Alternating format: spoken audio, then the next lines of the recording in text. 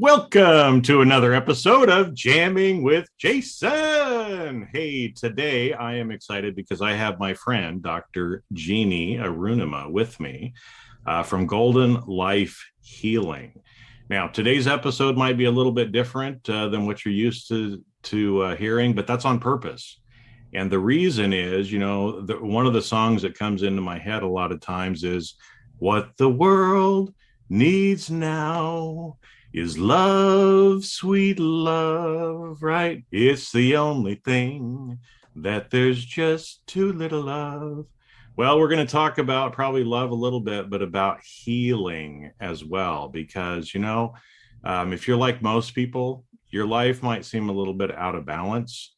You might feel like you need to heal, and it's not healing of your body necessarily. It might be, but the world, especially with what's going on right now, we need some healing. And so we're going to be talking more about healing, and I want to bring some of that information to you. So with that, we're going to roll that episode and bring on Jeannie.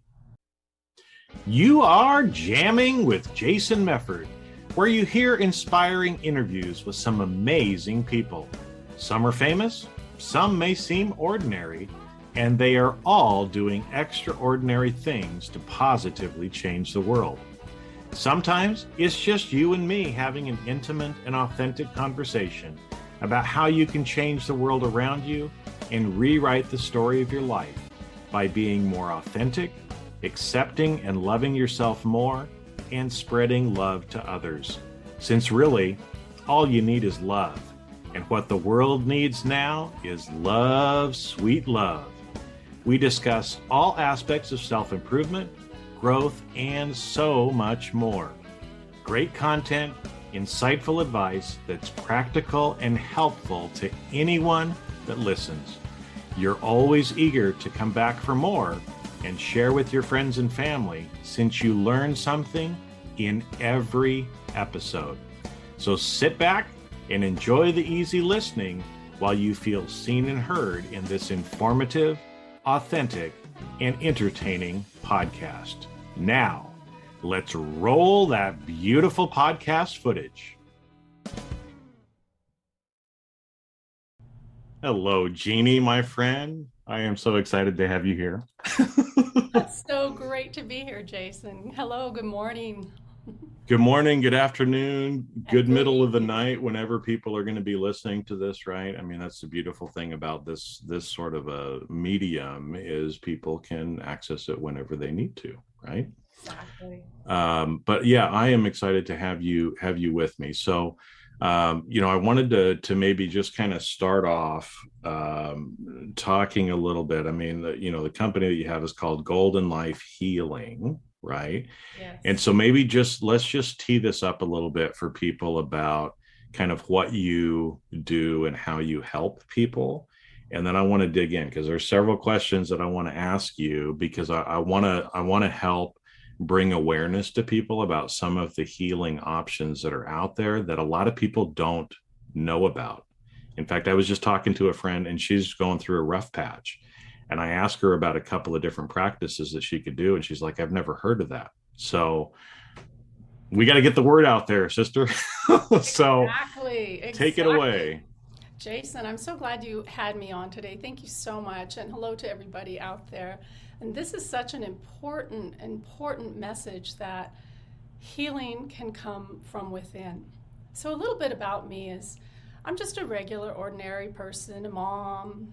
I went to college, I got a degree, I did all that. And then I became interested and actually was called into a healing practice. I had actually an inner experience. It was almost a mystical experience to go and study with a Japanese master healer in Santa Fe, New Mexico. And it had not been in my plan at all. So I was very reluctant, but the chips fell where they did. The doors opened. I found myself in an acupuncture school of ancient Japanese acupuncture and oriental medicine. It was phenomenal. And not only was it the medicine, it was also ancient sacred sounds of the Kodotama principle. So there is so much richness of ancient wisdom within that path. So I found myself as a doctor of Oriental medicine. And after I'd launched my practice a few years in, an extraordinary meditation teacher came to Santa Fe. And the message that I heard as a Christian Catholic upbringing, the message that I heard brought tears to my eyes. I cried the whole way through her talk, and I felt like she was just riveted, her eyes on me. The message was, God exists within you. Love is in you. Love yourself. Honor yourself. Respect yourself. And Jason, that started a 40-year path of learning to go within through, I learned the ancient yogic practices of centering and going in and meditation. And I realized that there were centering prayer techniques in the Christian world. And I started putting all of this together in my life. So between the healing and the meditation, I became a mommy, which was my total love and joy and passion, right? And so I followed my children into education. So this is a complicated story because not only did I have 21 years as a doctor of Oriental medical practice, right? I then went into education because I wanted to support my kids. It was too hard for me to use all the energy to work on healing and be the mama. So my teacher said, yes, take care of your kids. Guess what? I found a passion for literacy. I became a literacy trainer, a dyslexia therapist, and I spent another 21 years training first children in the classroom. Then I went into special education, and finally, at the top of that career, I became a trainer. So I trained adults to teach children and teach children literacy. So I have this vast, eclectic background of 42 years of care and love and healing and meditation all throughout this track. So that's my background and kind of where I came from. So. Well, and I think it's interesting because I consider myself an eclectic guy myself. I love that you use that word. That's one of my favorite words, actually. And how, again, so much of the time we think our life is just going to go a certain way, right? We graduate high school, we go to college, we get a degree, we get a job, and we think we're just going to do that for the whole rest of our life. But there's different phases in our life. There's different things that come along. Like you said, when you felt that calling to, be able to work with that Japanese master, it was like, I don't know, maybe it didn't make sense. And tell me, did it make sense for where you were at in your life to do that? Not at all. But it healed my life. I was very, very sick in my late teens and 20. I had serious trauma. My mother had died. I got on onset of a Graves' disease, thyroid and female, and all kinds of body pain, ache. I was in trouble. And so this was like a call from the universe. At that point, I called it God, to come to be healed. Not only did I learn to heal myself, I came away with tools to help other people, and I was not expecting that at all. I never intended it. Well, we've got to dig into that a little bit more too. But I've known you. We were in some of the same programs. We've known each other now for, I don't know, a year or more, at least maybe 2 years. Almost. But I realized afterwards that you were in New Mexico, but you mentioned Santa Fe too. Are you actually still in Santa Fe right now? I'm actually in Albuquerque, but Okay. we are in the land of enchantment. Well, it is. You see that on the license plates and other stuff. Because I was thinking, my wife and I were actually there late October, early November last year. We were in Santa Fe, and so I'm like, damn, I should have I should have looked up Jeannie or stopped by I would have Albuquerque loved on the to way see to you or from. guys. So we'll end up making it back to New Mexico Well, again. and So just for your listeners, the first weekend in October every year is like magic here in Albuquerque because we have the International Hot Air Balloon Fiesta. yep. And the chilies are roasting and the pumpkins are out. It's just a magical time. It smells like heaven here. Well, it is, and I think too because we recognize too that we both grew up in Boise, which is another hot air balloon kind of area in the world too. Because yeah, I remember we lived on the I don't know, west side over by the fairgrounds, which is where they usually would do all of them. So we'd always be able to see the hot air balloons there too. So I yeah, forgot about that Boise connection. I did grow up in Boise, yeah. Yeah, we yeah, went to competing high schools, and I was I a think few that's few true. years behind you, but that's all right. We beat you guys in the You're in the talking state about my football. age now, Jason.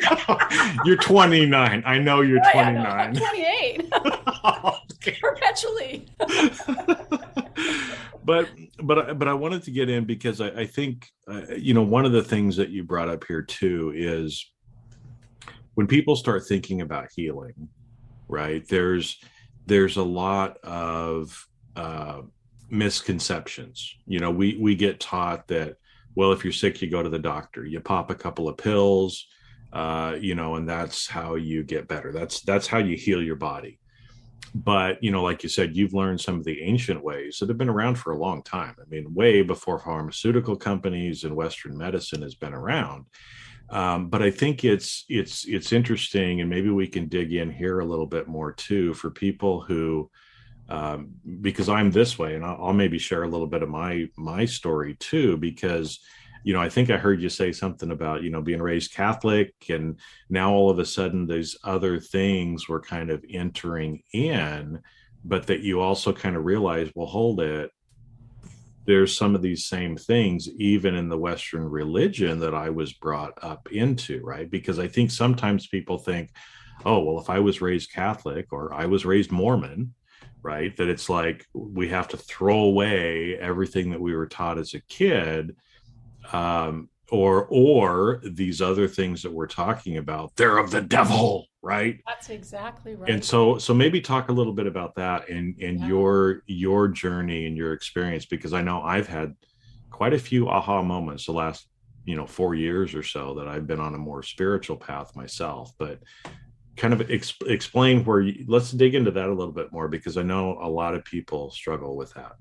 Thank you so much for that question because that's actually a passion of mine that I don't really know how to share in what venue. So I appreciate that question.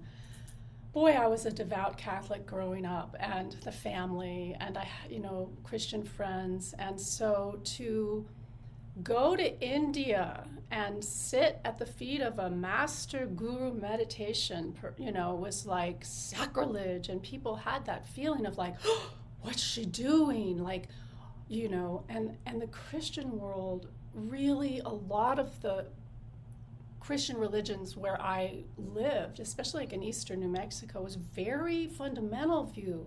So there wasn't an acceptance of anything else or a reinterpretation. Like it was very, we used to call it, the Bible thumping, like only concrete literal interpretations. And now in my mind, I see that those are limiting to us. And it's not without having faced some fear. Like I had to face, like, is this like evil? And what am I doing? But let me tell you, when I went and studied with my meditation teacher, the effect of being in her presence was like being in a wave of love, like a divine, incredible crucible of just nothing but so much love that it just touched the heart. The tears would come. And every time I was in her presence or sat with her, we call meditation sat. So it was like a deep, prayerful experience. Every time, all I would experience is God's love, divine love. She never taught anything else. And it was just a semantic kind of thing or perception that differentiated people's belief. Like I've had closest friends who are Mormon, many different Christian religions, friends from around the world, Hindu friends, Japanese friends. I mean, I've had the pleasure of getting to know some people, and truly, there's a common language to all of us in the heart. The dog is scraping at the door. The dog also has the common language of the heart. And that language is the language of love. So I say to people, whatever you believe, hold that like a treasure and look at it most of the people I know believe that all, God or source or their way of seeing is all. It encompasses all of creation. And so if everything is all and from one source, then we're all good. Like, I now call that the universe or the divine universe or the quantum field. Like, don't you love the new physics that's coming out and trying to describe existence as it is? Because we're all connected. We're all made of star stuff and energy, and everything else is just semantics, in my opinion, and beautiful culture, right? Differences. Yeah, and I think it's That. it's interesting because, like you said, regardless of maybe if you're, a Taoist or Buddhist or Mormon or Catholic or evangelical Christian, right? There's a lot of common things that kind of roll through, right? And That's I right. know, a lot of the especially Western religion, not as much in the Eastern religions, but there's a lot of dogma in Western religions. There's a right way, there's a wrong way. Like you said, Bible Sure. thumping, it's got to stay within this little thing, or it's evil. It's Well, it's idolatry, right? That's another word that a lot of times Christians throw out there to kind of discount anything other than their dogma. And I know for me, I always struggle. I tried to be a devout Mormon, growing up. I was a good boy. I was a leader in the church. I mean, I did all these, I tried to do everything that I was supposed to do, but I always knew there were always questions because everything didn't fit inside that little box for me.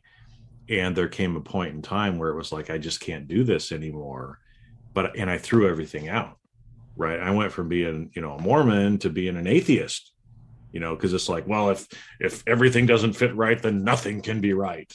And then I kind of softened and I went more agnostic, and now for the last many years have been much more spiritual and realizing that there's truth everywhere, and a lot of the things that I was taught are still universal truths. They're still universal love. But even something like prayer, you said meditation, and you kind of use the word prayer along with it, that for so long I was throwing it out like, no, we can't pray, right? Because you pray to a bearded white man in the sky, right? Right, I mean, that's what prayer is. Well, I'm not going to do that. But to now having a much different view of what prayer is or can be, in that way that we are all connected together to divine source, to universe, to whatever you want to, and how it relates more to intention than it does to some dogmatic sort of thing.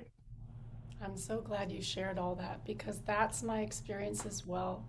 That the container that was handed down in the religions, the dogma, it's there for a reason. It teaches, it protects, it keeps the tribe together, lots of reasons. But the heart of it and the core practice of understanding I'll call it a divinity. And we don't have to use it in a God sense, but a spirit, a larger thing than our human body selves. The fact that that's there, it's terrifying to go beyond the container and step outside of the box. I've seen that with people, with myself, and so it takes a lot of courage. And so the other point you mentioned was to go out of the box and go away forever. No, when you come back around and you see it in a higher view, I might call it a higher view or a more expanded view, and you come to treasure and love your upbringing and the parts of it that really do resonate. And I, with you, agree that they go through, these common threads go all throughout our humanity, because I really feel we are one global humanity. And kind of the champion of that I like to point out is like His Holiness the Dalai Lama really had a beautiful global message, no dogma, no separatist beliefs. And the same way both teachers, it's a one human heart, and that we can grow together, including the dog hearts who keep scratching at the door. Well, that's okay. They'll be able to They come want to in be when we on the get podcast. when we get finished. Well, they can feel the energy. That's why they want to come in. They come I into the mean, healing room every time I work with someone. They want to be here. So yeah, because they know dogs know.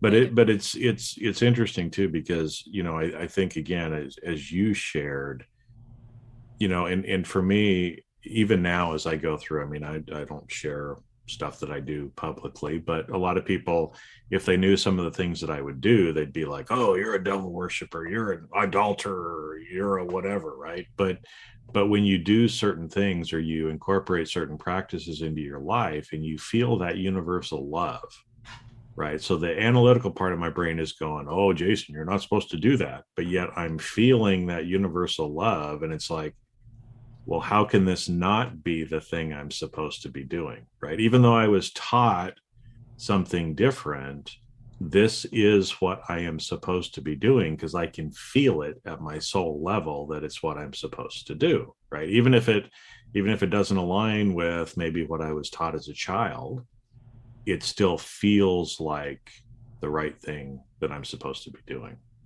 That's such a good point. And when you said idolater, the worshiping of idols, I know here in New Mexico, you see statues of Mother Mary and all the saints all over the place, right? St. Francis. And you see the same kind of thing in the Hindu religion. Like there's all kinds of pantheon of representations of the divine. But, I look at nature being like that. Nature is a symbol of the divine. And I think it takes an expansive mindset to embrace this, and one needs to step through the fear to embrace the totality of who one is. And I think we're in that time in our human evolution, and on this planet. We've come to a crux time, facing sustainability and all the stress in the world. Like, it's up to each of us to wake up to our biggest capacity inside, share our deepest love, and with ourselves as well as our loved ones and the world. Wouldn't you agree? I do, and that's why one of the reasons why I wanted to talk today, right? Because we need to get this message out there to people, and I think, especially the last. I mean, there are different. If you're a student of history like I am, there are, different times in history where there have been spiritual awakenings that have happened. And when those spiritual awakenings usually happen, the consciousness of those civilizations change, new inventions come out, standards of living increase. And we're going through one of those now. And the last 2 years especially have been pushing us more in that way, because a lot more people have been hurting. A lot more people need healing as well. And they're looking for some way to do it, because they know that what got us here isn't going to get us to the next point, right? And so maybe we can talk a little bit about healing, because I know you're a healer, and again, that word to some people has a stigma associated with it. But maybe let's go back and talk a little bit about your own personal healing, right? To be able to help people understand some of these other modalities of healing, that you've embraced, that you've taught, that you help people with, because I think a lot of these people don't know about. And again, you don't have to be graphic. Share what you feel like you can share, or that would make sense, but kind of explain to people your journey, because I'm sure that some of the people that are listening are going to very much identify with you, and they're like, damn, I feel just like her, right? So how did you get from that point, of needing the healing to actually being healed, and what were some of the ways that you were able to do that? Beautiful question. This has been a journey, 43 years so far. Of course, I'm only 28. I know. It's amazing how you put all that in 28 years. Time warp. But so So when I was 16, my mother committed suicide out of a really sad situation for herself. If they would have only had the meds that they have now, she would have been fine. But, so that was very impactful for a 16-year-old girl. And because of the circumstances of my father's remarriage, it was only a few weeks later, it was really traumatic for the family. What happened was I just tanked. My body just went into a horrible stress response, and I contracted Graves' disease like overnight, which is a thyroid condition. But let me tell you, here's what a lot of the women will get. Like when I was 16, I was swimming and working out and always trying to manage the weight. I gained 27 pounds in 2 weeks working out, eating celery. That's how bad the onset of Graves' disease was. I ballooned out, and not only that, I contracted serious fibromyalgia, terrible joint pains. They didn't know if I had arthritis. I was severely depressed, and I just tanked.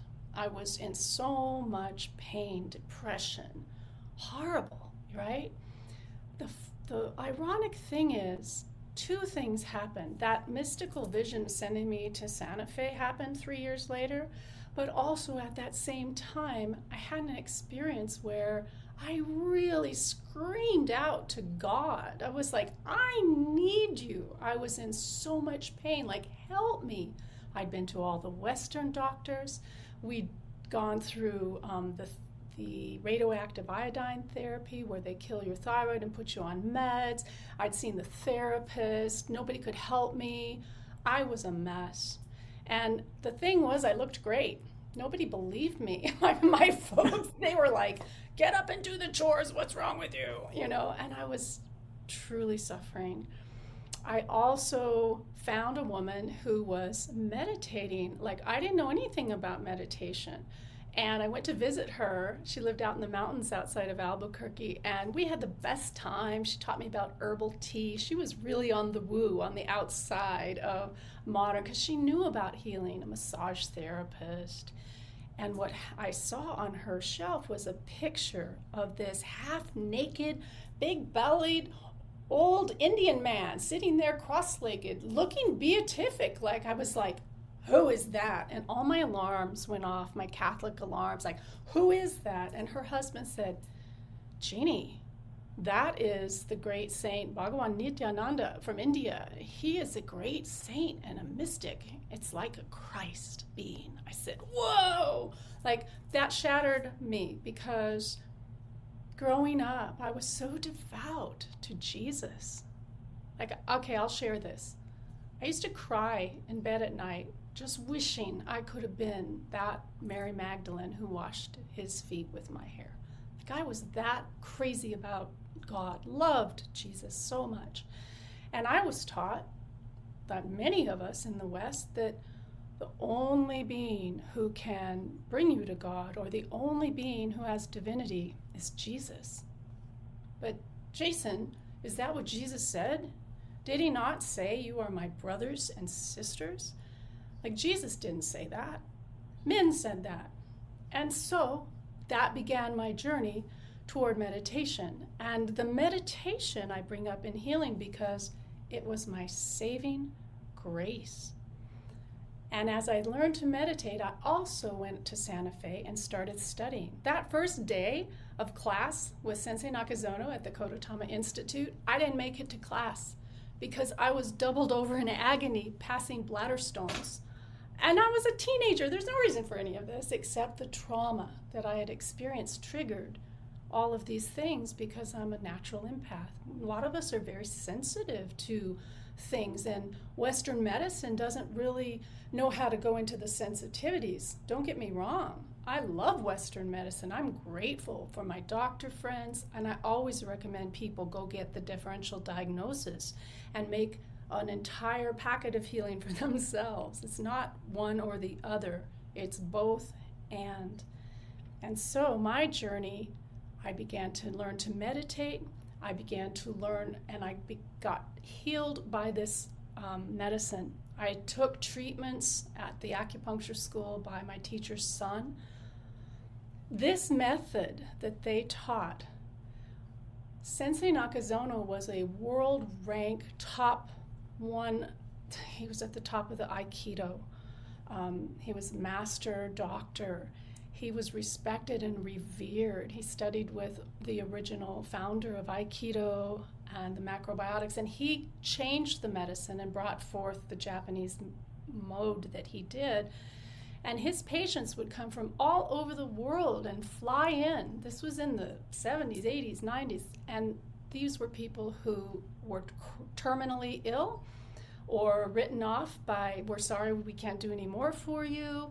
They would mortgage their house. They would come and see him. And he had a 95% cure rate, which is insane. So I had a great good fortune of being called to study with him. So it was his medicine that saved my life physically, turned it around, helped me get out of the pain, and gave me the tools to go out.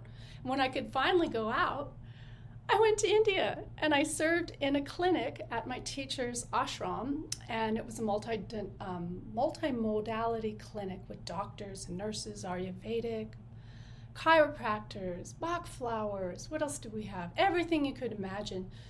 It was the most amazing onset of internship for me after I finished my schooling and internship, because I saw hand in hand the things that you can do for yourself go to support the things that medicine can do for you also. And if we just give our power away to the doctor or to an idea, and we don't take the actions that we can to create natural healing within, we're missing maybe the biggest part of the gift of healing.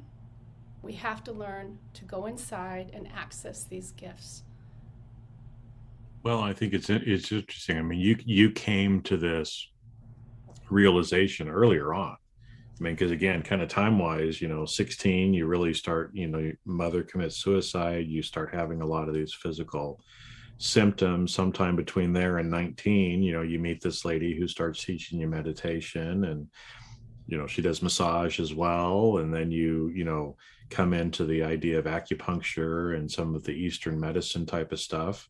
That really starts healing you. And again, I mean, you didn't really tell in the story so much, but you started going to school there. But I'm guessing too that pretty quickly after starting that and doing these acupuncture and other different things that you were doing there, a lot of those physical symptoms went away.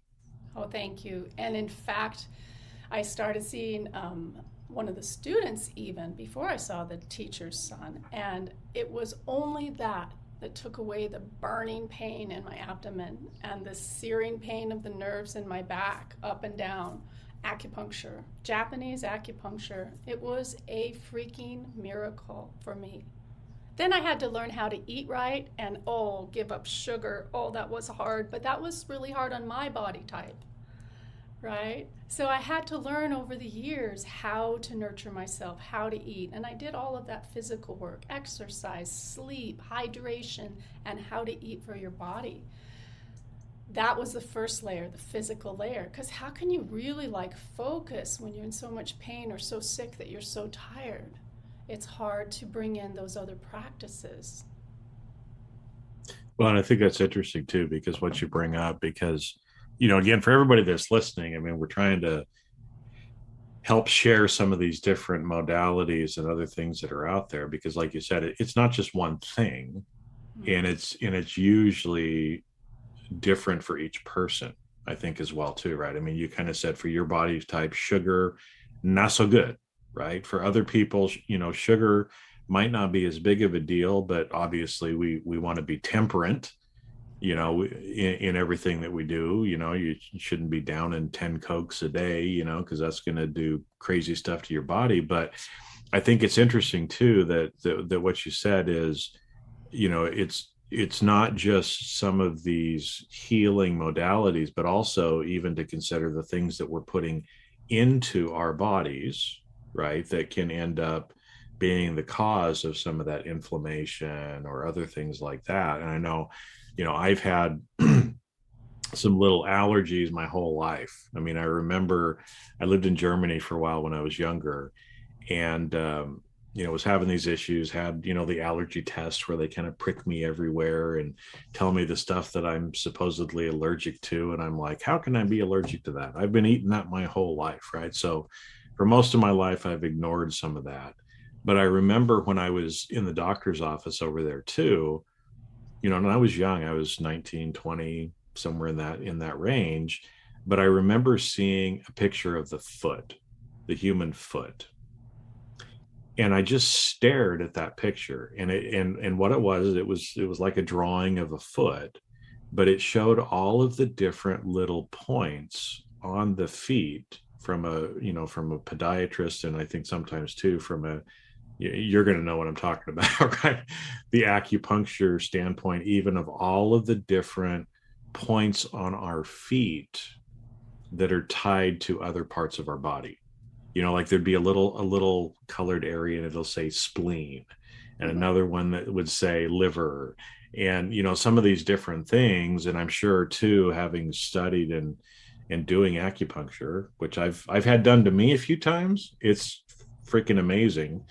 But how connected our body is all around too, and sometimes how work in a particular area can completely change a completely different part of our body because of the connection. It's really true. And I was fascinated by these kinds of discoveries as I learned about Oriental medicine, because the nervous system of the body is one big connection from the brain, right? And so everything really is connected. Reminds to that song, the hip bone's connected to To the the thigh left. bone, right, or whatever.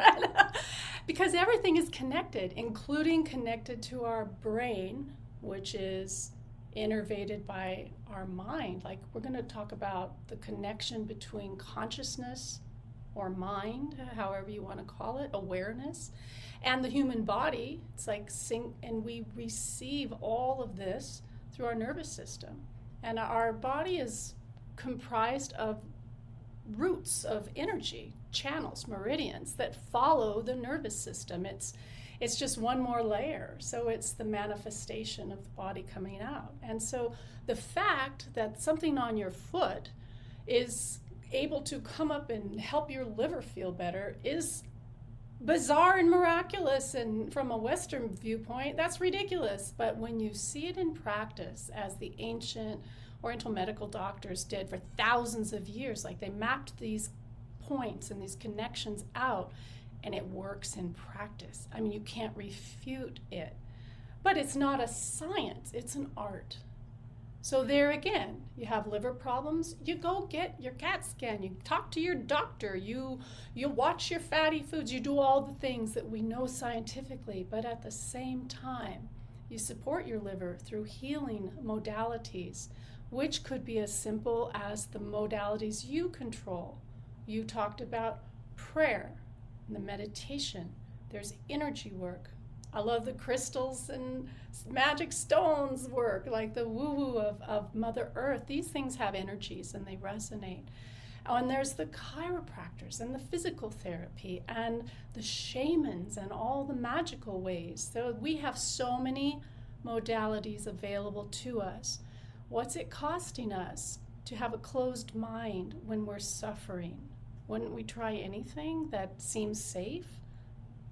Well, and I'm glad that you brought that up too, because I think too, like you said, Western medicine just discounts and poo-poos any of the ancient ways.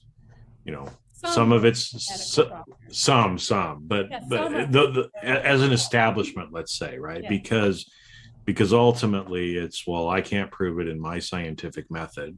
Okay, I can understand that argument, but a lot of the bigger one is it's economic preservation when you really get down to it, which is unfortunate because they tend to want to band-aid fix it and continue to support people by giving them pharmaceuticals because that's how they make trillions of dollars, at the end of the day.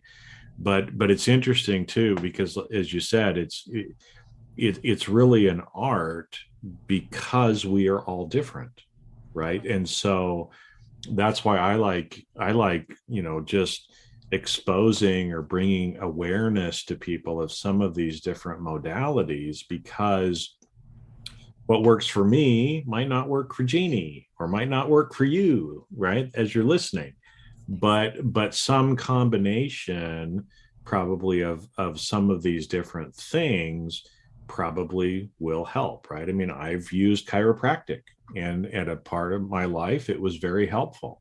I don't do that much anymore now because I have other ways that I am taking care of anything like that I may feel from an out of spine alignment, right? I've done Right. acupuncture before. I've done massage therapy before, right? I've done meditation. I've done self hypnosis, which we got to get to and talk a little bit about too, or self meditation, as well as some of these different things. But it's always, especially I remember this one practitioner that I would go to. They would do, it was a combination of chiropractic, acupuncture, and massage. And so what this doctor had is, you'd go in and you'd kind of get all three done at the same point, at the same time, which was amazing, right? And what always surprised me too was, especially one of his masseuses. I think that's the right way. Massage therapist. Massage therapists. Okay, was very good. In fact, I believe she was Japanese. Mm. But she could, for most of the massage therapists, it'd be like, where are you hurting? What do we need to work on? And I'd have to kind of tell them, not this lady. She'd come in, she'd turn me over, she'd kind of poke around a little bit and be like, oh, and then she'd go to work, right? And she Exactly. knew. And what's always surprised me too about muscle pain is a lot of times, it's like, oh, it hurts right here. Well, it's not that's causing it. And all of a sudden she'd go down to some other part and do blah, blah, blah, blah, blah, and boom, all of a sudden it was like, how did working down there on the bottom of my back take care of the right shoulder blade area? I don't know, but it It's works. magic. It's It is. magic. It's wonderful. Jason, can I take back to the point about, you know, Western medicine versus alternative medicine or going in within all these modalities? It's not a matter, I just want to emphasize this point. It's not really a matter of one or the other. So it's not my intention being here to say that don't go to Western medicine. Absolutely not. It's a gold mine. But it is the scientific outside knowledge that we look outside in and we have proof, and these are the way the physical world works. But the other modalities, once you get past the physical manipulation type of things like massage and chiropractic, and you start getting into acupuncture and energy work, energy medicines, crystal, these things, these what people affectionately I'll call woo woo. Now you're dealing with inner energetics and the energy of connection, like life force, life energy. So it's not a matter of one or the other. It's truly a matter of having the right balance for you, listening to your own highest wisdom. Because a lot of my patients, when I practiced as a doctor, in the old days when I was practicing acupuncture, a lot of my patients would hear one thing the doctor said, and it was not a big thing, but they would take it as that's God, that's total gold, and they wouldn't even begin to explore. They even misunderstood the doctor. Like the doctor didn't say to drink 15 glasses of water a day, or they were afraid to call. So it's a lot of those people that I would encourage to trust yourself. Listen inside. You will be guided to where you need to go. It might be a whisper, an inkling, or a little interest. Like you have like, oh, that massage sounds so good, but I shouldn't do that. It's not, my friends don't do that. No. Check in with yourself and let yourself experience that. Find a place that's safe, because that's really important, to take care of yourself in that way, to trust your own inner intuition. And one Yeah, more point, yeah, one more point, if I may. There's a lot of alternative healers out there that make the claim they can do it all. Like, I really question someone who thinks they can do it all. So be careful, be discriminating, because it takes a team. It's a village, right? We're all here yeah, together, and And that's, I guess I made that clear. Well, like you said, it's not a matter of this or that. In fact, most of life is not a this or that, either or option. It's a yes and, sort of a thing as well, right?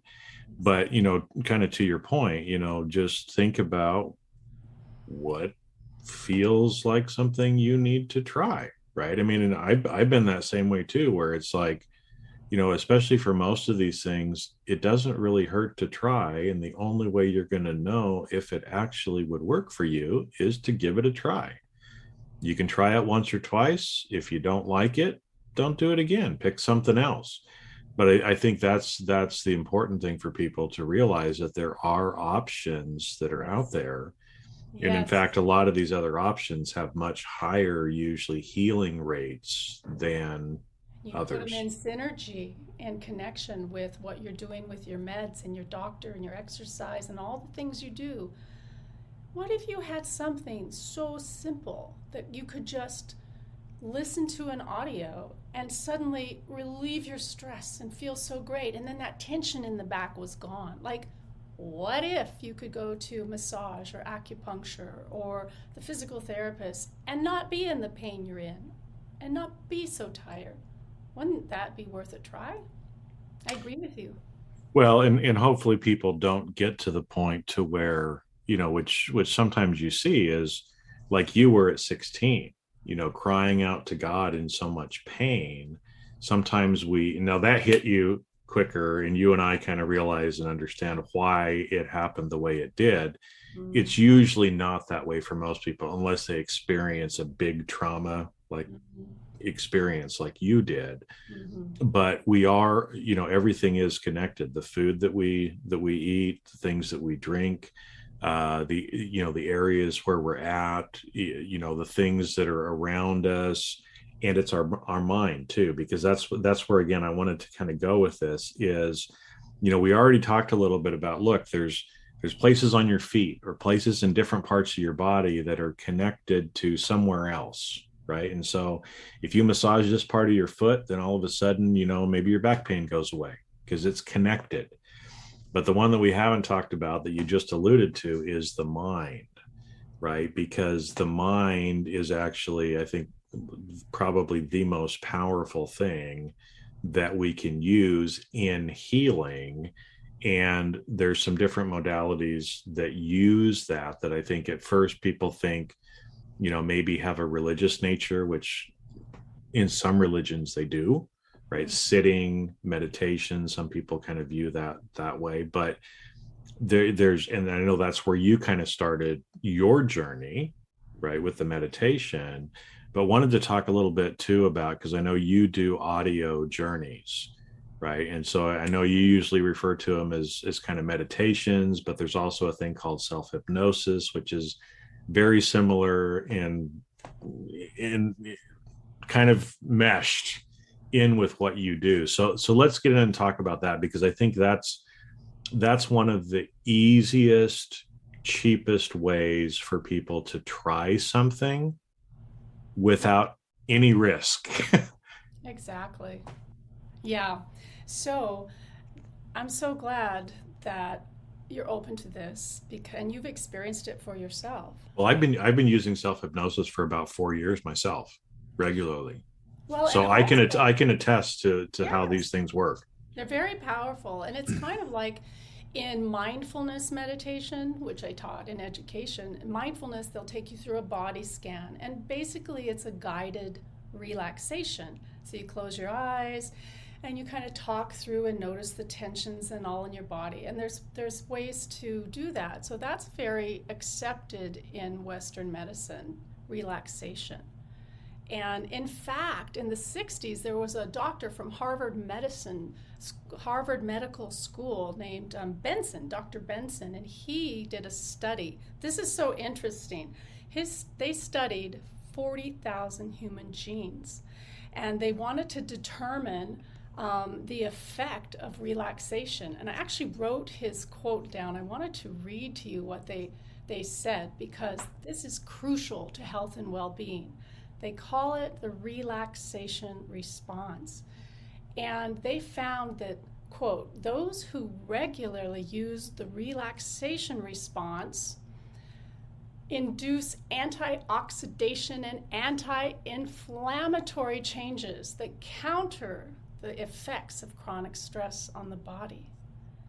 And I don't know if you had heard about it, but not so long ago, the American Medical Association came out and said that this was before the pandemic. 90% of all diseases have their onset in chronic stress.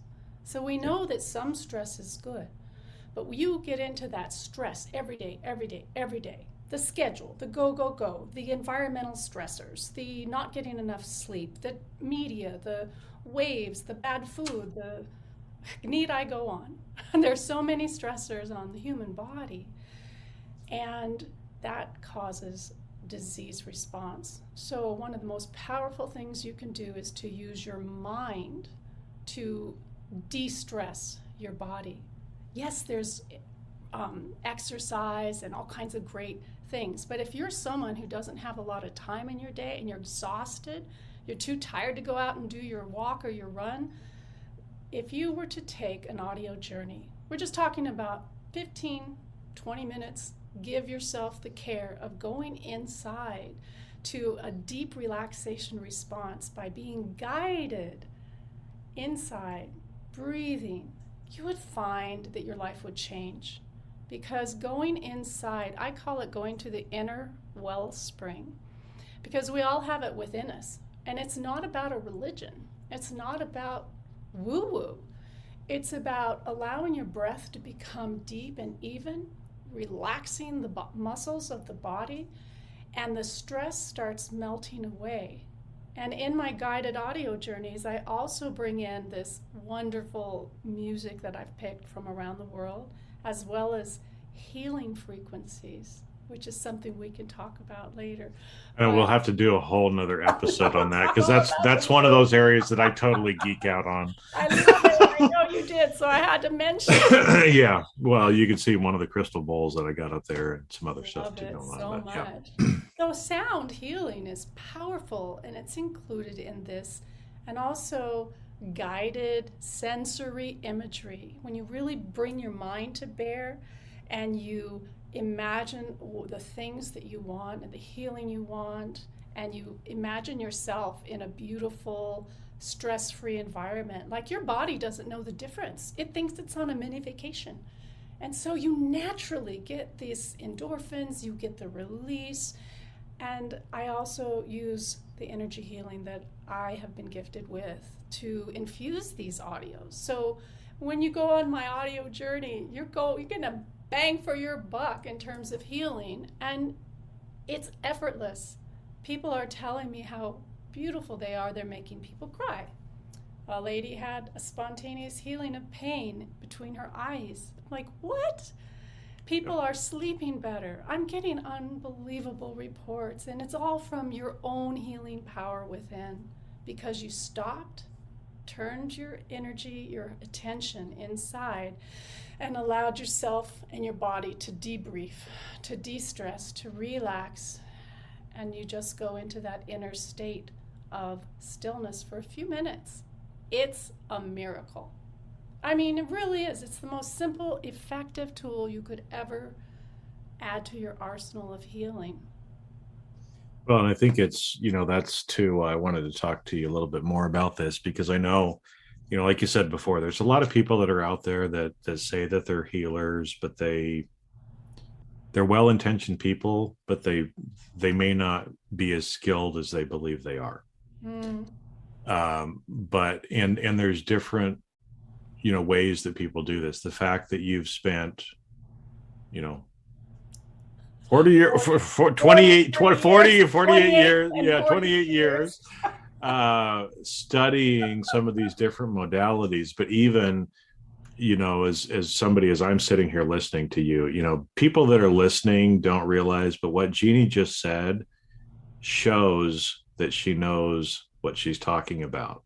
And so rewind and hear that again, but she knows what she's talking about, because the music, the frequencies, the way that it is done is is set up using some of these different modalities together to really create an experience that all you have to do is listen to. You got to just push play, right? Because I know, for those of you that are listening, you're like, hey, this kind of sounds interesting, right? But I don't know how to do it. You don't have to know how to do it. Literally, all you have to do is push play, sit down, lay down, close your eyes, listen to this thing for, 10, 20, 15 minutes or 20 minutes, and just relax, take that time for yourself. And like you said, I mean, this was medical research that 90% of disease is based on stress. But what if you could feel stress free for 15 to 20 minutes a day? Don't you think that would help you in the rest of your day? Right. And I know that, we get taught so much of the time about our body, and this kind of comes back to the mind, body, spirit stuff that I've been on a kick about lately, is we get told so much about our body. Do your body. You got to go for your run. You got, eat the right food, go to the gym, right? We get harped on about the body, but people forget about nurturing the spirit and the mind. And these audios, some of these different things that we've been talking about, are ways to nurture the mind and the spirit, which usually get forgotten. And that's one of the reasons why when people say, I feel like I'm out of balance, that's one of the reasons, because chances are, one or two of those three areas in your life, you're not balancing very well. You're neglecting them totally. And something as simple as an audio journey or meditating or a self-hypnosis can actually help you raise those two of those three areas in just a few minutes a day. And not only that, when you raise your inner feeling, your body follows suit. And if you do this a little bit every day and make a practice of it, it accumulates. Like, people start feeling better. You feel empowered. Your energy comes up. The depressions go away by and large. There's so many benefits to doing this. I have clients who shut their door at work, put their head on their desk, and turn on their little audio. They're all a little bit different length, but they're all about 10 to 20 minutes. Yep. And it's phenomenal. Or you can do it before you sleep. Because if you're someone whose mind is racing, it's hard to just put your head on the pillow and go to sleep. We're usually debriefing in Netflix or something for a while, or a glass of wine, or who knows what. And if you put the audio on, any of these practices, as Jason said, this one just happens to be easy. You just start naturally going in, and you let go of the spinning of the mind, and you can sleep more deeply and get much more out of your sleep. So, I think before you asked me why I made these, and I made them so they'd be effortless and easy for people who had never done meditation, or didn't have to go to the East or do a different religion or study Buddhism or go anywhere you're not comfortable. In your own home, your own office, you can put your earbuds in and listen. It's just relaxing. And I hope that it serves you. If you're thinking of trying it, go to the site. They're very inexpensive, and I would love to hear your feedback. Yeah, we'll make sure and put all of the links in the show notes too, to goldenlifehealing.com. Yes, and there's also an area for where you can look at some of those audio journeys. But too, as you were sitting there talking about it, I think a couple of the things that I hear people complaining about a lot, or feeling like they need something different in their life. Most people feel stressed. Most people feel anxious. Most people feel some sort of fear, right? And they're feeling that every single day. Yeah. Most people that I talk to have trouble sleeping, falling asleep, staying asleep, and so they're always tired as well, right? And so, I mean, these are two areas that probably everybody, who's listening, you're sitting there going, yeah, I feel stressed, I feel anxious, I have trouble sleeping. Well, these audios do make a difference. And in fact, I mean, I've never had too much of a problem sleeping, but especially the last 3 to 4 years, I've actually trained myself on how to sleep and how to prepare myself to sleep, using some of these techniques and other things to where literally when I decide that it is time for me to sleep and I go through a quick little kind of anchoring exercise, I'm asleep in 1 to 2 minutes. Hey, it might take me 5 minutes some nights, but I'm out and I'm out all night long. And so, even like you said, I know I was looking on your website too, and you actually have several that are around sleep in particular, because that is a huge area that people struggle with. And when you wake up tired, it doesn't make being stressed any easier. In fact, it makes it worse. It's so great that you have learned, you were brave enough to go out and seek and learn tools and expand your horizon and be able to do that. Like, how many people can fall asleep in 1 to 2 minutes? All the audios that I make have relaxation and can help you go to sleep, except maybe one prosperity audio that's really gets trying to pumping you up. Yeah. Woohoo! Get you dancing. Dun, dun, dun, dun.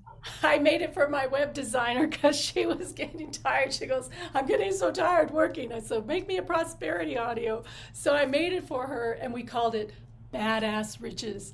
And so I had never made one that had the upbeat tempo like that. I thought, oh, this is a whole new thing. Let's just feel our joy and get moving during the day. So you can think there'll be more of that coming along. I can see that. I can see that coming. It's coming. Well, Jeannie, thank you, for coming on here. You're one of my favorite people. It always makes me smile when I see you, when I hear you. I love hearing your voice. I'm excited to actually add a lot of your audio journeys to my library. I've got a whole library of stuff that I listen to. And everybody should have a healing audio library. There's so many out there. There's a lot of free ones. I have free things on YouTube. There's so many. It's just such a gift. I love that. Thank you. Well, and with the technology that we have today, I mean, everybody has a phone. Steve Jobs' vision of 1,000 songs in your pocket. Well, we can have a lot more than 1,000 songs on your phone, but it's something that's easy, that's accessible, literally to anybody in the world, wherever you happen to be. All around the world. And These so audios are already in 17 countries around the world. So I know, and you've only excited. It's only been open 2 weeks. Yeah. We're thrilled. I just So- love being here with you. Thank you, Jason.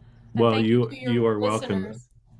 Well, and is there anything, as we're wrapping up here too? I mean, anything else that we didn't touch on today? We'll have to do the sound stuff on a separate episode, because I want to geek out with you on that I too. totally want to do that too. All about the sound healing and my teacher's sound work. Yes, absolutely. That is great. I do have a message for the world, right? My message for the world is that you are connected to the greatest healing power of source within yourself. It is there for everybody. And I just ask you to do one thing. Really, really, really love yourself.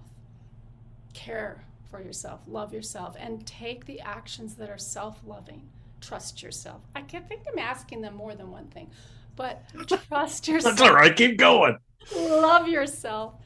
And trust your inner knowing to guide you to the next thing that will help you to live your greatest, fullest, most beautiful life, free, embracing well-being, and have the life that you want, because you can create your own health and well-being, whoever you are, and just keep expanding it from here. So that's my message. Love yourself. Amen to that. Amen to that. Can I get a hallelujah, sister? Woohoo, right? So yeah, well, and everybody is as we're wrapping up here. I mean, the fact that you have listened to this entire podcast means obviously there was something, if not many things in today's episode that you needed to hear. So, as Jeannie recommends, just sit with it for a little bit. Something, is coming into your mind of maybe one of these modalities to try, to focus on trying to love yourself more, to be relaxed more, and just do something today. Go back, listen to this again, because if you get to the end of this and you're like, well, I'm not quite sure what I'm supposed to do, well, go back and listen to this again. Right. And when you listen with intention, you will hear or feel what it is that you need to do, and then just take a little action. It's like we don't have to change the world overnight. All we got to do is make micro changes. But as you start making these micro changes, the macro changes start coming and start flooding into your life. So, Jeannie, my friend, thank you for being on. And I'm excited for when we're going to do the one about sound. Can't wait. In a little bit. It's an honor to be here with all of you. Thank you for listening, everyone. And I just love you all. Thank you. Thank you. And that's a wrap. Thanks for listening. The fact that you listened to this entire episode means you got value, and others will too. Do me a favor and leave a 5-star review with comments, and then share with others. You can also check out all of my videos on my YouTube channel and my website, jasonmefford.com. This podcast is primarily for education and commentary and does not represent professional advice. Views and opinions expressed on this show are that of the individuals and not of their respective organizations.